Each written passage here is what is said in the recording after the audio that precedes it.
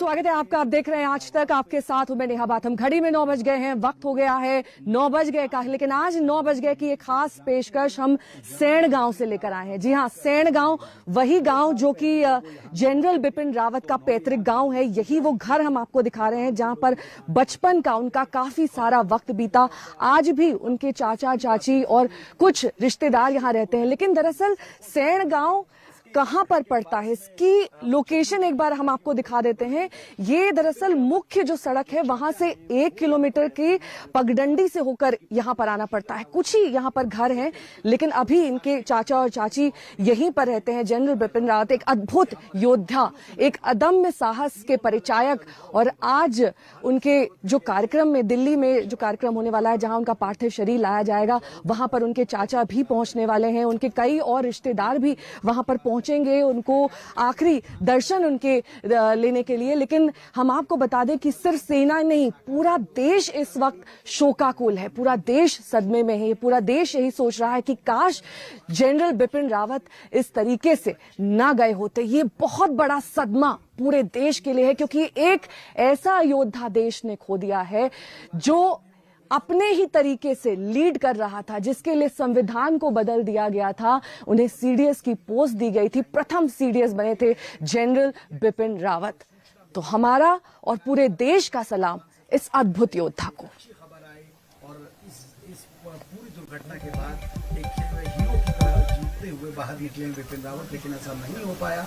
और ये लोग लगा, हमारे 3 संवाददाता इस वक्त तमाम जानकारी के साथ जुड़ गए हैं। दिल्ली से हमारे संवाददाता मंजीत नेगी हैं और जनरल बिपिन रावत के चाचा जी के साथ आशुतोष मिश्रा मौजूद हैं। वहीं अभिषेक हमारे संवाददाता इस वक्त सीधे कुन्नूर से हमारे साथ जुड़ रहे हैं। सबसे पहले आशुतोष, आपका रुख करते हुए उनके चाचा का क्या कहना है, किस तरीके से उनकी यादें दरअसल इस घर से, जनरल बिपिन रावत से किस तरीके से जुड़ी हुई हैं? तो आप समझ सकते हैं कि अपने गांव को लेकर दरअसल उन यादों के साथ एक परंपरा यहाँ पर रही है कि ये जो गांव है नेहा, यहाँ लगभग हर परिवार से एक आदमी फौज में रहे। और जनरल बिपिन रावत का जो पूरा परिवार था उसमें ज्यादातर लोग फौज से ही रहे। बिपिन रावत, उनके चाचा जो हमारे साथ हैं, ये खुद भी फौज में थे और उसके बाद रिटायर होकर के अब गाँव में आ गए। परिवार तैयारी कर रहा है कि वो दिल्ली पहुंचे। यहाँ से पूरा देश गमगीन है अपने बेटे को खो करके। और जब 6 साल पहले एक हादसा हुआ था, तब उन्होंने कहा था कि ऐसी घटनाएं मुझे नहीं मार सकती, तब वो बच गए थे। और उसके बाद अचानक ये जो घटना हुई है, देश आपके साथ है, पूरा परिवार आपके साथ है। कुछ यादें आप उनकी साझा करेंगे हमारे साथ? वो बहुत ही ईमानदार और कर्मठ व्यक्ति थे। और उनकी भी अगर बिपिन रावत की बात, यहाँ आते थे वो अक्सर, बड़ा प्रेम से, बड़ा खुश होते थे यहाँ पर आकर के, और पूरा इलाका घूमते थे गांव में और गांव के विकास के लिए बातें करते थे, पलायन रोकने की बात करते थे।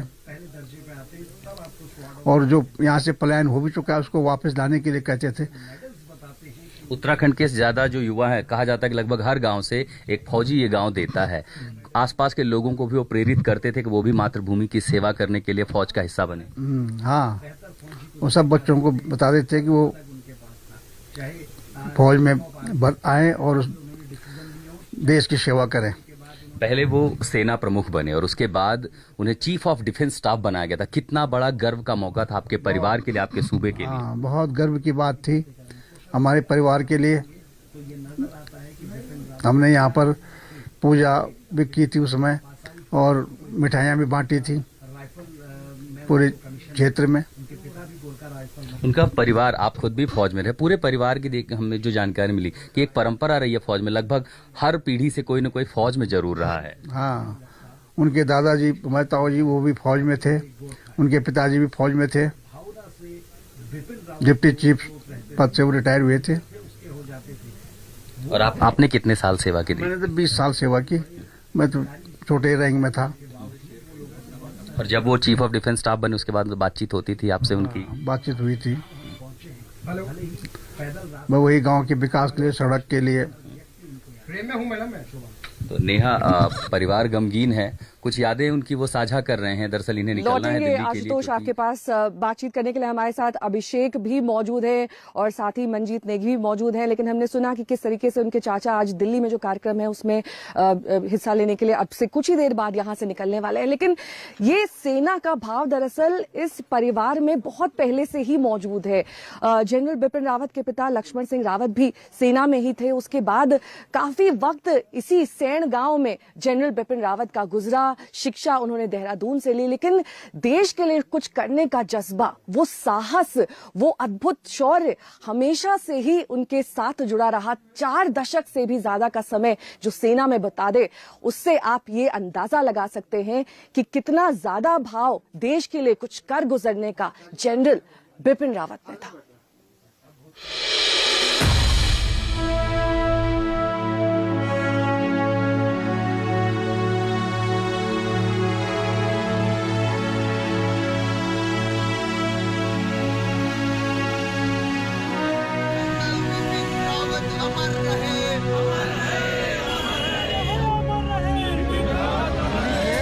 देश सन्न है। देश के कोने कोने से यही आवाज गूंज रही है कि देश के वीर सपूत अमर रहे, अमर रहे।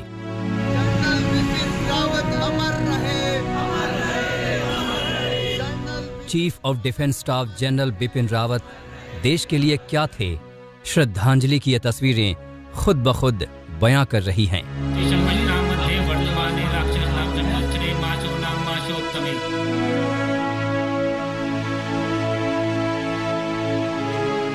कल दोपहर से पूरा देश प्रार्थना कर रहा था, लेकिन जिसका डर था वही हुआ। बुधवार शाम 6 बजे आंखों को नम कर देने वाली खबर आई। वायुसेना ने बताया कि नहीं रहे chief of defence staff general Bipin Rawat.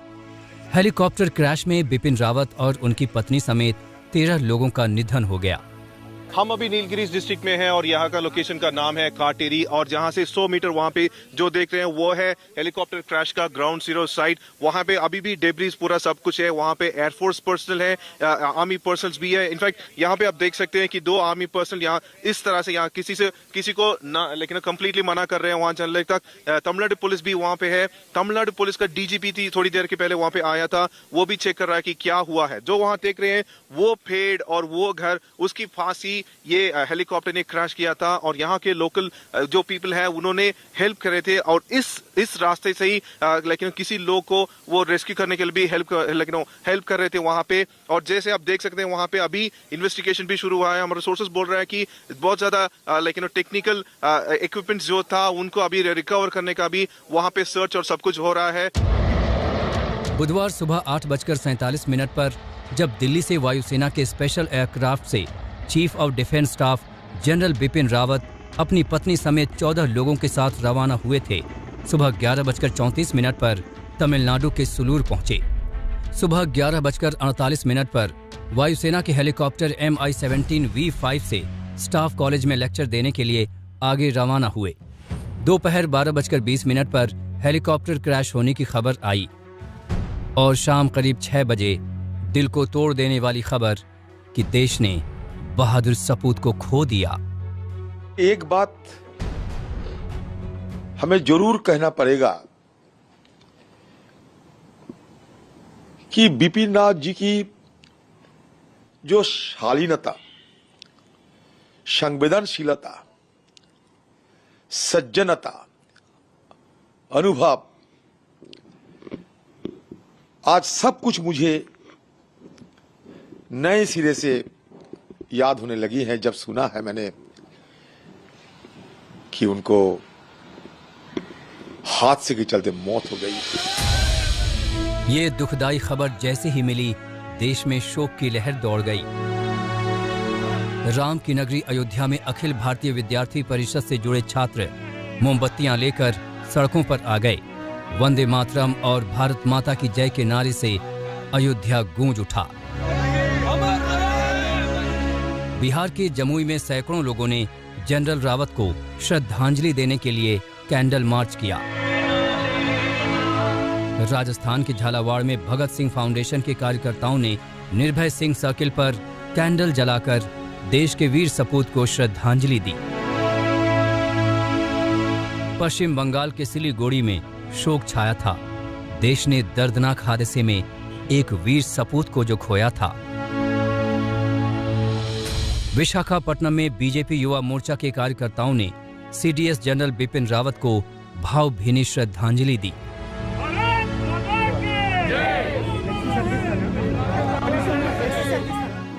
देश में शोक की लहर के बीच दिल्ली में सेना अपने जनरल को अंतिम विदाई देने की तैयारी में जुटी है।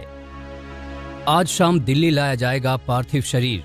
दिल्ली के आवास पर होंगे पार्थिव शरीर के अंतिम दर्शन। अंतिम दर्शन का वक्त शुक्रवार 11 बजे से दोपहर 2 बजे तक। दोपहर 2 बजे के बाद कामराज मार्ग से छावनी तक अंतिम यात्रा। दिल्ली कैंट के शमशान घाट में होगा अंतिम संस्कार। कुन्नूर में हुए इस दिल दहलाने वाले हादसे को लेकर रक्षा मंत्री राजनाथ सिंह आज संसद को जानकारी देंगे। वहीं उत्तराखंड सरकार ने 3 दिनों के राजकीय शोक का ऐलान किया है। आज तक ब्यूरो। कुन्नूर, जहां पर ये हेलीकॉप्टर हादसा हुआ, वहां से मेरे सहयोगी अभिषेक भल्ला इस वक्त तमाम जानकारी के साथ जुड़ रहे हैं। अभिषेक, देखिए, बार बार यही कहा जा रहा है कि उच्चतम तकनीक से लैस था ये हेलीकॉप्टर, जिसका इस्तेमाल बड़े बड़े वीआईपीज के आवागमन के लिए किया जाता था। एक जांच कमेटी का गठन कर दिया गया है। कब तक इसकी रिपोर्ट आएगी? लेकिन प्राथमिक तौर पर क्या कहा जा रहा है? क्या गड़बड़ी हुई, क्या वजह थी जो इस तरह का क्रैश हुआ? देखिए, एक प्रोसीजरल सिस्टम है। जब भी कोई इस तरह का क्रैश होता है, कोर्ट ऑफ इंक्वायरी होती है, और इसमें भी कल बहुत ही जल्दी एयरफोर्स ने ये अनाउंसमेंट कर दी थी कि एक इंक्वायरी गठित कर दी गई है। बहुत ही डिटेल्ड जांच होती है कि टेक्निकल स्नैग था, क्या कारण थे, ह्यूमन एरर था, तो वो सारी चीजें जो है उस रिपोर्ट में आएंगी। मौसम भी यहाँ पे कल शायद बहुत अच्छा नहीं था, हो सकता है एक कारण ये हो, लेकिन जो सटीक कारण होगा वो उस जांच रिपोर्ट में ही होगा। लेकिन मैं आपको बता दूं कि इस वक्त मैं मिलिट्री हॉस्पिटल के बाहर ही खड़ा हुआ हूं, जहां पे जनरल रावत, उनकी धर्मपत्नी और भी जो लोग उनके स्टाफ के थे, उनके पार्थिव शरीर यहीं पे रखे गए हैं। और कुछ ही देर में यहां से इनके पार्थिव शरीर को रेजिमेंटल सेंटर में ही ले जाया जाएगा। वहां श्रद्धांजलि दी जाएगी, रीथ लेइंग सेरेमनी होगी, और करीब 10:30-11 बजे यहां से रवाना होंगे सुलूर के लिए, और फिर सुलूर से हवाई जहाज से दिल्ली लाए जाएंगे इनके पार्थिव शरीर। और दिल्ली में जो जनरल रावत का घर है, वहां पर भी लोग श्रद्धांजलि देंगे। तो ये पूरा शेड्यूल है आज का। और थोड़ी देर में जो हमें पता चल रहा है वो ये है कि यहाँ के मुख्यमंत्री और कुछ मंत्री भी पहुंचेंगे सेना के अधिकारियों के अलावा। श्रद्धांजलि जब दी जाएगी तो रीथ लेइंग सेरेमनी होगी, और एक बहुत ही इमोशनल समय है, ना सिर्फ सेना या मिलिट्री के लिए, बट जितने भी लोग जनरल रावत को जानते थे, उनका यहाँ विलिंगटन से भी पुराना रिश्ता रहा है। स्टाफ कॉलेज में उन्होंने यहाँ पे भी अपना कोर्स किया हुआ है। तो जाहिर सी बात है कि जब दिल्ली पार्थिव शरीर पहुंचेगा तो बहुत से लोग पहुंचेंगे वहां पे उनके घर पे श्रद्धांजलि देने के लिए। लौटूंगी मैं आपके पास अभिषेक, लेकिन इस बीच जानकारी ये मिल रही है कि रक्षा मंत्री राजनाथ सिंह 11:30 बजे राज्यसभा में जनरल बिपिन रावत की इस दुखद मौत को लेकर बयान देंगे, और साथ ही 12:15 बजे लोकसभा में इस बारे में बयान दिया जाएगा रक्षा मंत्री राजनाथ सिंह द्वारा। कल ये हादसा हुआ था, हेलीकॉप्टर क्रैश, जिसमें जनरल बिपिन रावत की जान चली गई थी। लेकिन हम आपको उस पैतृक गांव से लगातार अपडेट दे रहे हैं कि कैसे इस मिट्टी से उनका बेहद जुड़ाव था, कैसे वो अपने गांव का विकास करना चाहते थे, लेकिन वो सब वादे, वो सब इरादे अधूरे रह गए, पीछे रह गई हैं तो सिर्फ यादें।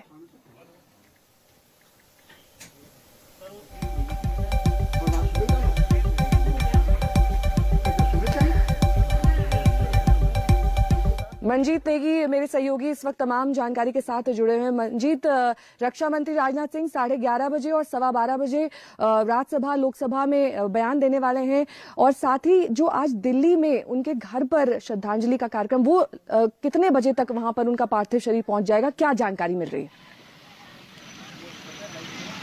नेहा, कल जब ये दुर्घटना हुई थी तब से ही ये कहा जा रहा था कि रक्षा मंत्री राजनाथ सिंह, क्योंकि संसद सत्र चल रहा है तो देश और लोगों को जानकारी, संसद को जानकारी देंगे कि ये दुर्घटना किस तरह से हुई, क्या हादसा हुआ। लेकिन क्योंकि कल देर रात तक ये सारी जानकारी आती रही, उनके डीएनए टेस्ट करने थे, तो इस लिहाज से कल एक स्टेटमेंट खाली वायुसेना की तरफ से जारी किया गया। और इसीलिए कल सीसीएस की जो देर रात बैठक हुई 6:30 बजे प्रधानमंत्री आवास पर, उसके बाद ये तय किया गया कि रक्षा मंत्री संसद को जानकारी देंगे। जहां तक उनके दिल्ली में जो 3 कामराज मार्ग उनका सरकारी निवास है, वहां की मैं बात करूं, मैं कल खुद शाम को वहां पर गया था। उनकी जो छोटी बेटी है वहां पर मौजूद थी, उनकी 2 बेटियां हैं। बड़ी बेटी उनकी कल मुंबई से देर शाम नौसेना प्रमुख, क्योंकि मुंबई में थे, उनके साथ उनको वापस दिल्ली लाया गया। इसी तरह से उनके जो परिवार के दूसरे सदस्य हैं, उनका जो छोटा भाई है जनरल बिपिन रावत का, वो सेना में कर्नल रिटायर्ड हैं, वो जयपुर से पहुंचे हैं। उनकी जो ससुराल है मध्य प्रदेश में, वहां से भी उनके मधुलिका रावत जी के संबंधी पहुंचे हैं।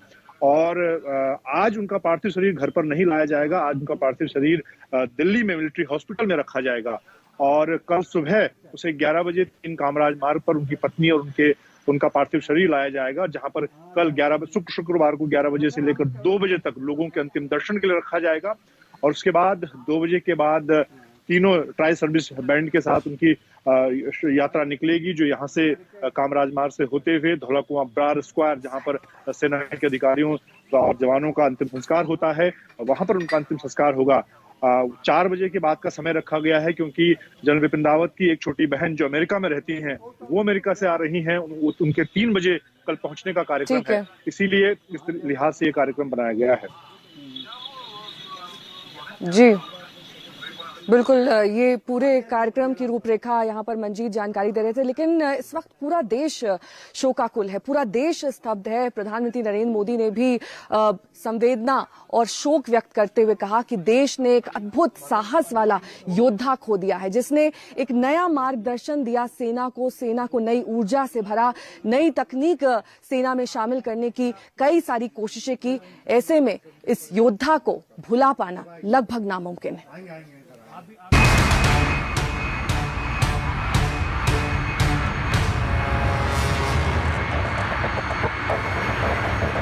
एक हादसा जिसने देश से छीन लिया एक बहादुर सपूत।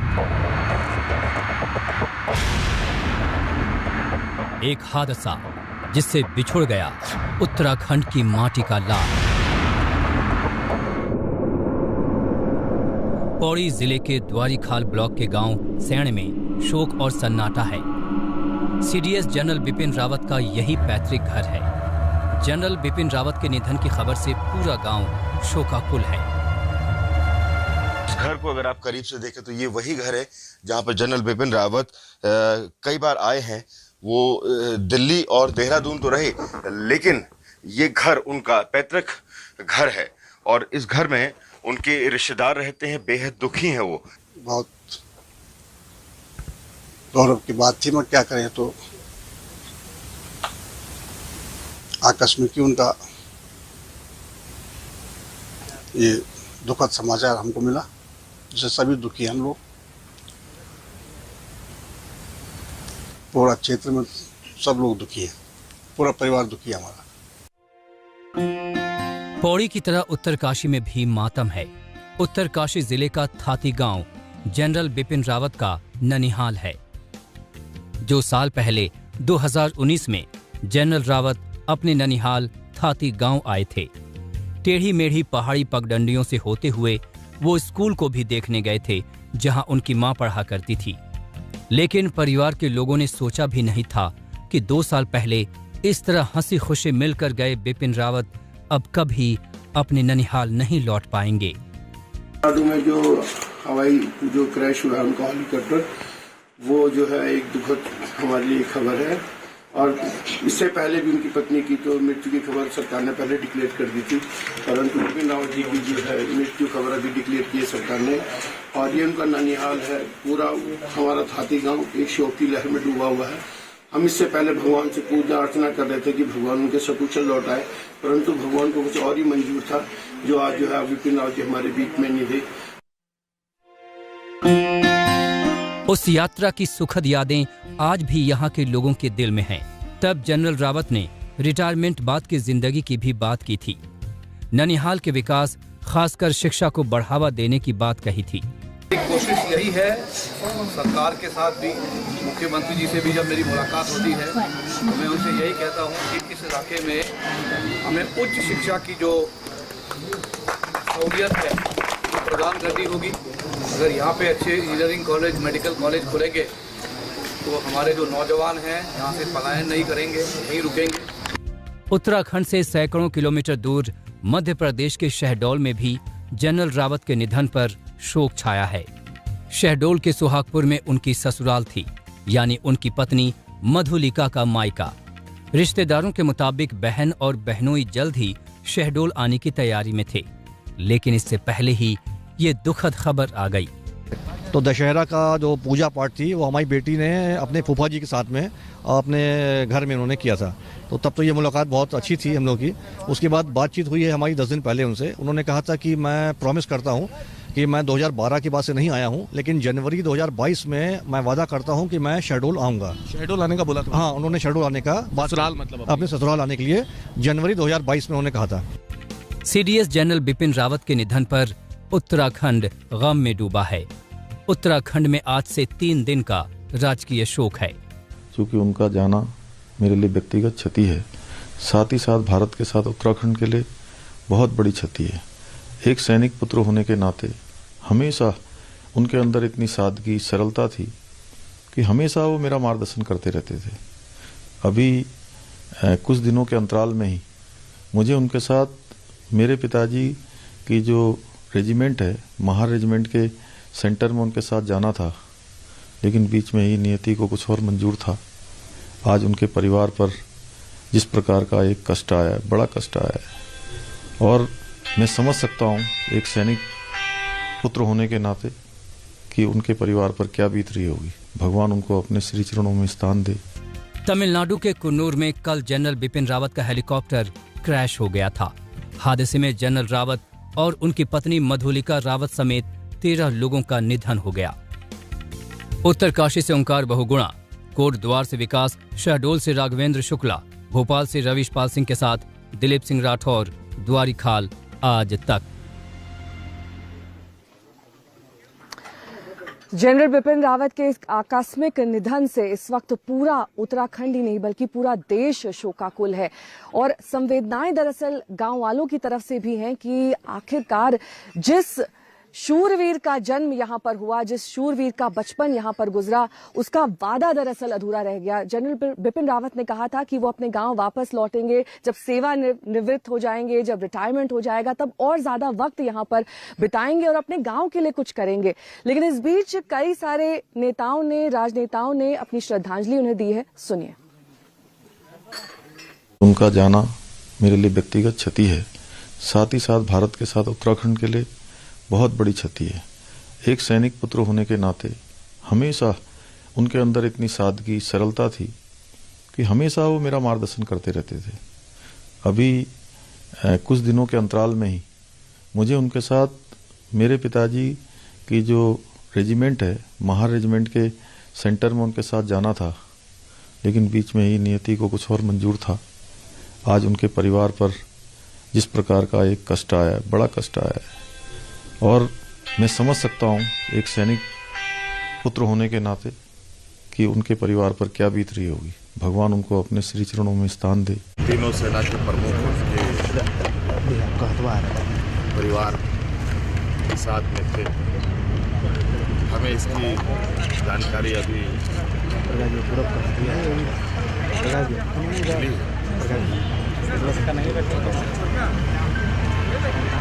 और उस घटना के लिए मैं दुख व्यक्त करता हूँ। दुर्घटना हुई है, बहुत दुख देने वाली दुर्घटना, कारण कि ये पहला देश के सीडीएस थे और ऐसी दुर्घटना ऐसे बड़े ऑफिसर के साथ होना और ऐसी बड़ी चॉपर जिसकी जांच 3-3 लेवल पे होती है, इसके साथ में ऐसे तरीके से उनकी दुर्घटना होना बहुत बड़ा चिंताजनक है। इसकी जांच होनी चाहिए और उनके परिवार को, उनके परिवार के दुख में हम पूरे देशवासी शामिल हैं। उनको श्रद्धांजलि हमारे सबकी तरफ से। ब्रेक के बाद एक बार फिर आप सभी का स्वागत है 9 बज गए में। आपके साथ हूं मैं नेहा बाथम। इस वक्त हम मौजूद हैं जनरल बिपिन रावत के पैतृक गांव सेण में, जो कि कोट द्वार से लगभग 1.5 से 2 घंटे की दूरी पर स्थित है। मेरे ठीक पीछे उनका ये पैतृक घर, जहां पर उनका काफी ज्यादा वक्त बचपन में बीता। अभी यहां पर उनके चाचा चाची और कुछ परिवारगण रहते हैं, जो आज दिल्ली में उस कार्यक्रम में शरीक होने वाले हैं, जहां पर आखिरी श्रद्धांजलि, श्रद्धा सुमन बिपिन रावत को सभी अर्पित करेंगे। लेकिन इस बीच आपको जानकारी दे दें कि आज ही रक्षा मंत्री राजनाथ सिंह संसद के दोनों सदनों में बयान देंगे जनरल बिपिन रावत की आकस्मिक मौत को लेकर। लेकिन क्यों जनरल बिपिन रावत को मैन ऑफ सर्जिकल स्ट्राइक कहा जाता था? Operation all out general Bipin Rawat की ही देन थी। म्यांमार में चल रहे आतंक पर स्ट्राइक करना भी जनरल बिपिन रावत के प्लान में एक सबसे बड़ा कदम था, और साथ ही जिस तरीके से कई और ऑपरेशंस को उन्होंने अंजाम दिया, इसीलिए उन्हें तबका मिला मैन ऑफ सर्जिकल स्ट्राइक का।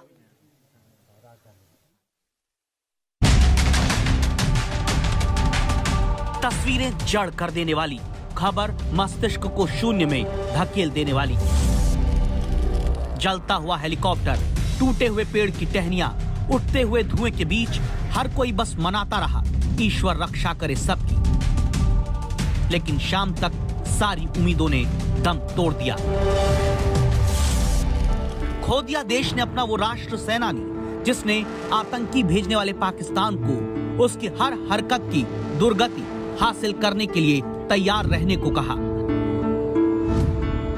Any threat develop along the northern borders, Pakistan could take advantage of that and create some trouble for us on the northern borders, and therefore we have taken adequate precautions to ensure that any such misadventure by Pakistan is thwarted and they are not able to succeed in their mission, but in fact they may suffer heavy losses should they attempt any misadventure. अस्त हो गया वो सूर्य हादसों के बादलों के बीच, जो सिर्फ सरहद के जवानों में ही नहीं, देश के हर मोर्चे पर नौजवानों में राष्ट्र प्रेम का जुनून पैदा करते रहे। बुंदेले हरबोलों के मुख हमने सुनी कहानी थी, खूब लड़ी मर्दानी, वो तो झांसी की रानी थी।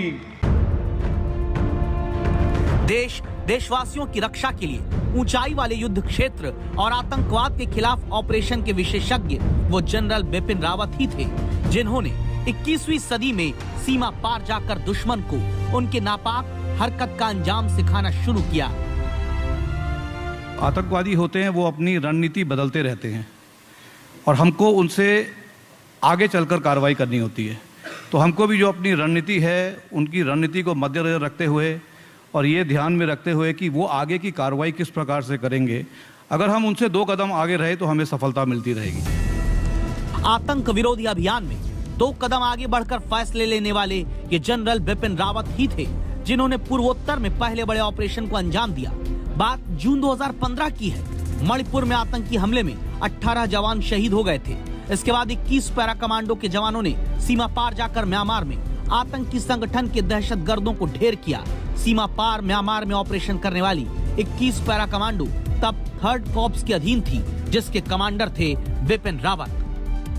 बिपिन रावत, जिन्होंने 2016 में पाकिस्तान की तरफ से जवानों पर हुए बड़े हमले के बाद कीमत चुकाने को तैयार रहने की चुनौती दी। We need to take stern action to avenge the kind of barbarism that terrorists and the Pakistan army has been carrying out against our soldiers. That yes, it is time to give it back to them in the same coin. चुनौती देने के बाद वो वक्त भी आया जब भारतीय सेना के जवानों ने पाकिस्तान में घुसकर आतंकियों को उनके आतंक का जवाब दिया। जनरल बिपिन रावत के उपसेना प्रमुख बनने के 1 महीने के भीतर ही भारत ने सर्जिकल स्ट्राइक को अंजाम दिया। भारतीय सेना ने 29 सितंबर 2016 को पीओके में सर्जिकल स्ट्राइक की, कई आतंकी शिविरों को नष्ट किया। मैन ऑफ सर्जिकल स्ट्राइक को देश ने खोया है। मातृभूमि के उस रक्षक को काल के क्रूर हाथों ने छीना, जो हमेशा हंसते हुए सीमा के पास खड़े होकर आतंकवादियों के काल बनते रहे। कहते रहे आतंकवादियों को गैस करने दीजिए, भारत के जवान कहां से आएंगे। सर्जिकल स्ट्राइक्स का जो सवाल है वो सिर्फ ये था कि सरहद पार जाके जो आतंकी के जो बेसिस हैं उनको हमला करना था और वहाँ पे जो आतंकी मौजूद हैं उनको नष्ट करना था। इसके कई तरीके हैं, ये तो हमने सिर्फ एक तरीका अपनाया है। इससे पहले भी काफ़ी विचार विमर्श हुआ था कि किस तरीके से हम कार्रवाई को करें, लेकिन हमने उस वक्त सोचा कि ये सही कार्रवाई है, लेकिन हमारे पास अन्य तौर तरीके भी हैं। तो ये जरूरी नहीं है कि हर बार सर्जिकल स्ट्राइक ही की जाएगी। अब स्ट्राइक को आप कोई भी नाम दे दीजिए, लेकिन उसको करने के तरीके अलग अलग हो सकते हैं। वो मैं इस वक्त आपको बताना नहीं चाहूँगा, क्योंकि जितना हम अपने आतंकियों को गैसवर्क में डाल के रखें उतना ये अच्छा रहेगा। आतंकवाद ने जब भी पाकिस्तान की तरफ से मुंह उठाने की कोशिश की, सैन्य अधिकारी रहते, उप सेना प्रमुख रहते, सेना प्रमुख रहते और फिर देश के सबसे शक्तिशाली सैन्य कमांडर बनने तक, हमेशा जनरल बिपिन रावत आतंकवाद को खत्म करने के लिए 2 कदम आगे रहने की बात करते रहे। अगर आप इस तरह की कार्रवाई करेंगे तो हम अपनी हवाई शक्ति को भी इस्तेमाल करने में नहीं कतराएंगे। सर्जिकल स्ट्राइक तो केवल टेररिस्ट कैंप्स को विफल करने के लिए किया गया था, लेकिन अगर उनके सहयोगी जो कि पाकिस्तानी सेना है, अगर लगातार आतंकवादियों को सहयोग देती रही तो हम किसी और प्रकार की कार्रवाई करने पे भी हिचकिचाएंगे नहीं। ये हमने सर्जिकल स्ट्राइक्स और बालाकोट में एयर स्ट्राइक के जरिए सिद्ध कर दिया है कि अब देश पीछे हटने वाला नहीं है। इस बयान के कुछ दिन बाद ही याद करिए 2019 का वो वक्त जब भारत ने पाकिस्तान में एयर स्ट्राइक करके आतंक का माकूल जवाब दिया। भारत को किसी भी आतंकी हमले के बाद सिर्फ निंदा नहीं बल्कि अपने जवानों को जिंदा रखने के लिए जरूरी स्ट्राइक करने का साहस देने वाले राष्ट्र योद्धा बिपिन रावत को बुधवार को देश ने खो दिया।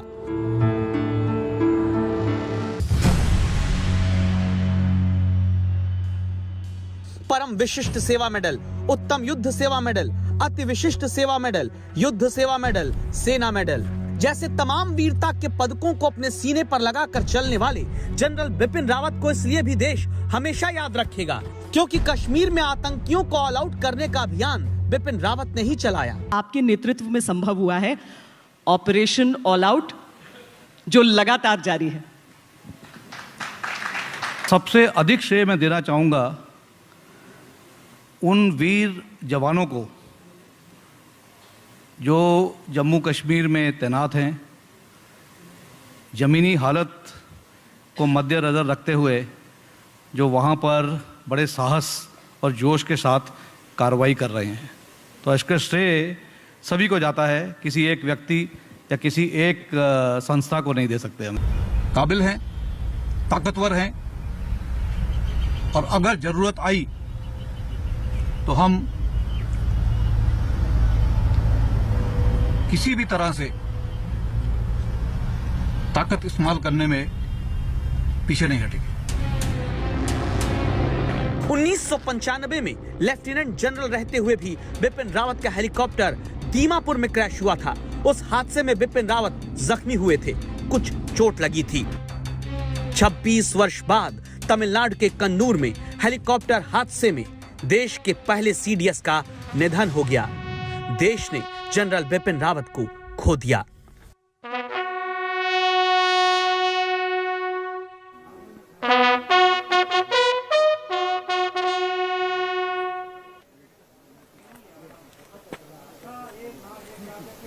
कुछ तो बात रही होगी बिपिन रावत में, जो 2 सीनियर अधिकारियों को हटाकर उन्हें तरजीह दी गई और थल सेना प्रमुख बनाया गया।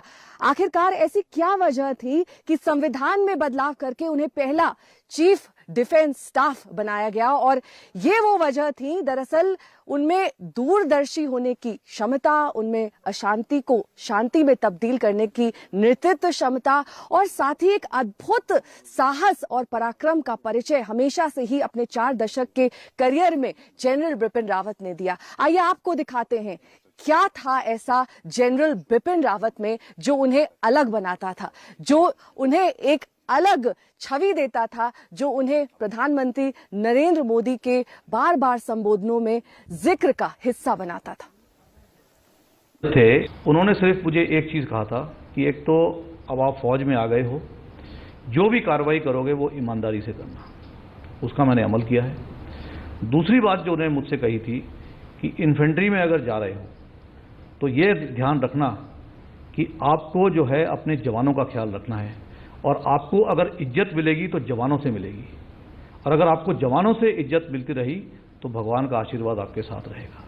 और तीसरी बात जो उन्होंने कही थी कि कभी ये मत सोचना कि आप जो कार्रवाई कर रहे हो उसको कोई देख नहीं रहा है, तो कार्रवाई सिर्फ वही की जाए, उसी तरह से की जाए जिस पर कि सीनियर की या जूनियर की या जिसकी नज़र पड़ रही है, क्योंकि उनका ये कहना था कि देखने वाला ऊपर बैठा है, नंबर आपको वही देगा। और इसीलिए जो भी कार्रवाई करोगे ईमानदारी से करना, उसका फल कभी मत देखना, और फल आपको मिलता रहेगा। पिता की सीख को अपना वचन बनाकर हमेशा अपने जवानों के साथ अगुवाई करने वाले लेफ्टिनेंट जनरल लक्ष्मण सिंह रावत के बेटे जनरल बिपिन लक्ष्मण सिंह रावत की ये कहानी है,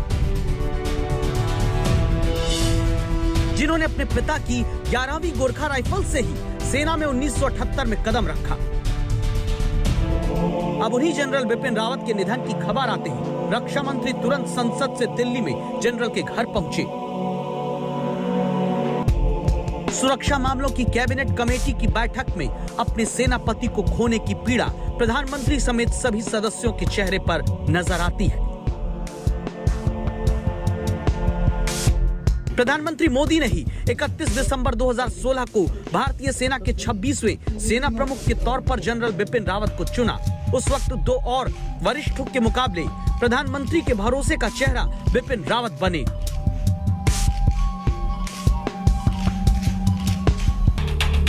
सेना प्रमुख रहते आतंक के खिलाफ जो कदम जांबाज जनरल ने उठाए, उसके लिए वो सरकार से मिली छूट का जिक्र करना याद रखते रहे। मिलिट्री ऑपरेशंस कंडक्ट करने के लिए हमारे को आज़ादी दी गई है, और इसलिए मैंने कहा कि इसमें सपोर्ट ज़्यादा है, क्योंकि ये सरकार चाहती है कि मिलिट्री ऑपरेशन किस तरह से किए जाएं उसमें कोई दखलअंदाजी न की जाए, और जिस तरह से मिलिट्री कमांडर्स प्लानिंग करते हैं और अपने ऑपरेशन को एग्जीक्यूट करते हैं, उनको उसकी पूरी फ्रीडम रहनी चाहिए। सरहद चीन से सटी हो या फिर सीमा पाकिस्तान के पास की या इलाका पूर्वोत्तर का, सुरक्षा के मसले पर जनरल बिपिन रावत हमेशा हर चुनौती को पूरा करते रहे। यही कारण है जब देश में पहली बार चीफ ऑफ डिफेंस स्टाफ का चयन हुआ तो नाम जनरल बिपिन रावत का ही चुना गया। आपने इन 5 शब्दों को ध्यान में रखना है, और वो है नाम, नमक, निशान, वफादारी और इज्जत। 4 दशक से ज्यादा लंबे सैन्य जीवन में उत्कृष्ट सैनिक, दूरदर्शी लीडर के तौर पर हमेशा जनरल रहे। यही कारण है करगिल युद्ध के समय भारतीय सेनाओं के मध्य एकीकरण की समस्या दूर करने के लिए जिस चीज की जरूरत जताई गई, देश के लिए वो काम भी जनरल बिपिन रावत ने ही संभाला। तीनों सेनाओं की शक्ति को हम अगर इस्तेमाल करें एकजुट होकर, तो हम काफ़ी हद तक, जैसे कि कहा गया है, 1+1+1 को 3 न करते हुए 1+1+1 को 111 बना सकते हैं। तीनों सशस्त्र सेनाओं का जब एकजुट मिलकर जब ये कार्रवाई करेंगे तो उससे हमें ज़्यादा शक्ति प्रदान होगी। हम ज़्यादा सही तरीके से अपने जो रिसोर्सेज हैं, चाहे वो मैन पावर रिसोर्सेज हों, इक्विपमेंट रिसोर्सेज हों या वेपन्स हों, उनको सही तरीके से इस्तेमाल कर सकते हैं। तो इसीलिए मैं ये यकीन के साथ कह सकता हूँ कि अगर ये इंटीग्रेशन होगा तो हमारी ऑपरेशनल कैपेबिलिटी जो है वो बढ़ेगी। भारत को 1 गुना नहीं बल्कि 111 गुना सैन्य ताकत देने वाले जनरल देश के लिए नाम, नमक, निशान, वफादारी और सम्मान को अंतिम समय तक निभाते रहे। समर के सिपाही से सरहदों के सेनापति तक की जिम्मेदारी उठाने वाले जांबाज जनरल, आपको देश सैल्यूट करता है।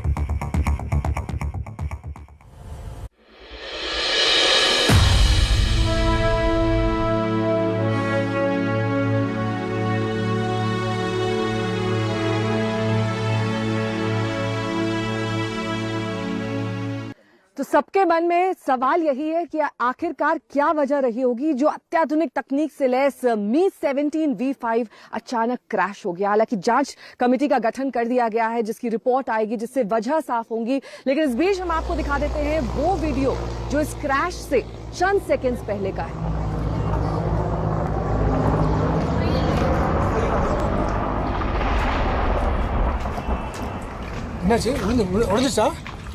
हाँ